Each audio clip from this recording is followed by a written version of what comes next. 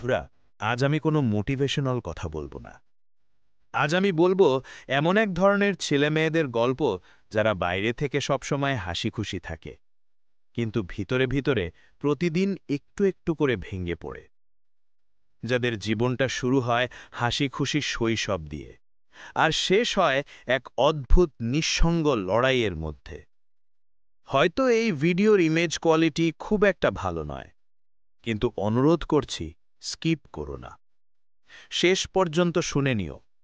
কারণ শেষ অংশে এমন কিছু আছে যা হয়তো তোমার ক্লান্ত মনটাকে একটু হলেও শান্ত করে দেবে।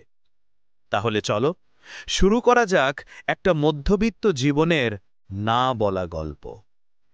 একটা মধ্যবিত্ত পরিবারের গল্প শুরু হয় সবসময় বাবাকে ঘিরে, যে মানুষ সকাল থেকে রাত পর্যন্ত ছুটে চলে পরিবারের মুখে হাসি ফোটানোর জন্য।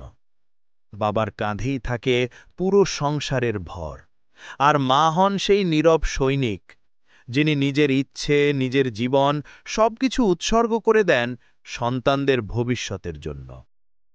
এই পরিবারের ছেলেমেয়েরা ছোটবেলায় খুব স্বাভাবিক। স্কুলে হাসে, বন্ধুদের সঙ্গে মজা করে, স্বপ্ন দেখে বড় কিছু হওয়ার। কিন্তু সময় যত এগোয়, সেই স্বপ্নের জায়গায় এসে দাঁড়ায় বাস্তবতা। যখন বাবার গায়ে আগের মতো বল থাকে না, যখন ঘরে খরচ বেড়ে যায়, যখন মা ক্লান্ত মুখে বলে যে এই মাসটা কেমন করে শেষ করব, তখনই এই পরিবারের বড় ছেলেটা বা মেয়েটার জীবনে শুরু হয় আসল লড়াই। তাদের বয়স তখন 18 থেকে 25। বন্ধুরা তখন ঘুরে, হাসে, ইনস্টাগ্রামে ছবি দেয়, আর এরা তখন ঘরে বসে ভাবে যে পরিবারের জন্য কিছু করতে পারলাম না কেন। এরা মানুষের সঙ্গে হাসে, মিশে, কিন্তু ভিতরে ভিতরে ফাঁকা হয়ে যায়। রাতের বেলা ছাদের এক কোণে বসে ভাবে যে বাবা বুড়ো হয়ে যাচ্ছে, আমি এখনো কিছু করতে পারিনি। এই চিন্তা থেকেই শুরু হয় এক অদ্ভুত ভয়, যেটা আস্তে আস্তে মানসিক ক্লান্তিতে পরিণত হয়। কেউ কেউ সেই চাপ সহ্য করতে না পেরে ভেঙে পড়ে, আত্মহত্যা করার কথাও ভাবে। কিন্তু শেষ মুহূর্তে মনে পড়ে মায়ের মুখ, বাবার কষ্ট, আর নিজেকে থামিয়ে নেয়।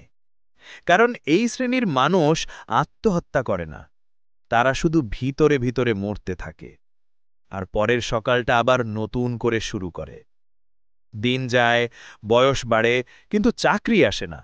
বন্ধুরা বিদেশে চলে যায়, কেউ কেউ সংসার শুরু করে ফেলে, আর এই মধ্যবিত্ত ছেলেমেয়ে তখনও ঘরে বসে সিভি আপডেট করে।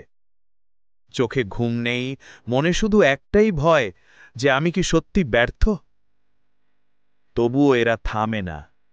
একটা ছোট চাকরি পেলেও সেটাকে আশীর্বাদ মনে করে। কম বেতনে কাজ করে, কিন্তু পরিবারের মুখে হাসি আনতে পেরে নিজেকে ধন্য মনে করে। বাবার হাতে যখন প্রথম বেতনটা তুলে দেয়, বা মাকে একটা নতুন শাড়ি কিনে দেয়, তখন বুঝে যায় সারা পৃথিবীর সুখ ওই মুহূর্তেই আটকে আছে। ধীরে ধীরে জীবন আবার রং পায়। যে ছেলেটা একসময় হতাশায় ডুবেছিল, সে এখন পরিবারে ভরসা। যে মেয়েটা একসময় ঘরে কান্না লুকিয়ে রাখত, সে এখন পরিবারের আলো হয়ে উঠেছে। তারা হয়তো বড় লোক নয়, কিন্তু তাদের হৃদয়ের ভেতর আছে এক অদম্য শক্তি, যে শক্তি বলে যে আমি হারব না, আমি হাল ছাড়ব না, কারণ আমার পেছনে আছে বাবা মায়ের আশা। আর জানো সবচেয়ে বড় কথা কি?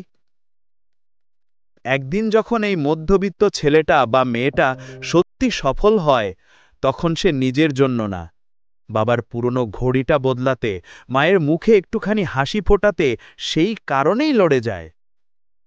যেদিন তুমি নিজের হাতে মায়ের কাঁধে হাত রেখে বলবে যে এবার তুমি বিশ্রাম নাও মা, আমি আছি, ওই দিনকেই বুঝে যাবে সব কষ্ট, সব কান্না, সব অপেক্ষা একটা নামেই শেষ হয়: গর্ব। বন্ধুরা, যদি আজকের গল্পটা তোমার হৃদয় ছুঁয়ে যায়, একবার থামো, গভীরভাবে ভাবো যে আমি কি আমার জীবনের জন্য লড়ছি যথেষ্ট? আর যদি চাও, আমি এই গল্পের পরবর্তী অধ্যায় নিয়ে আসব, যেখানে দেখানো হবে ছেলেটা বা মেয়েটা কিভাবে আরো বড় চ্যালেঞ্জ জয় করে, আর তাদের স্বপ্ন বাস্তবে রূপ নেয়।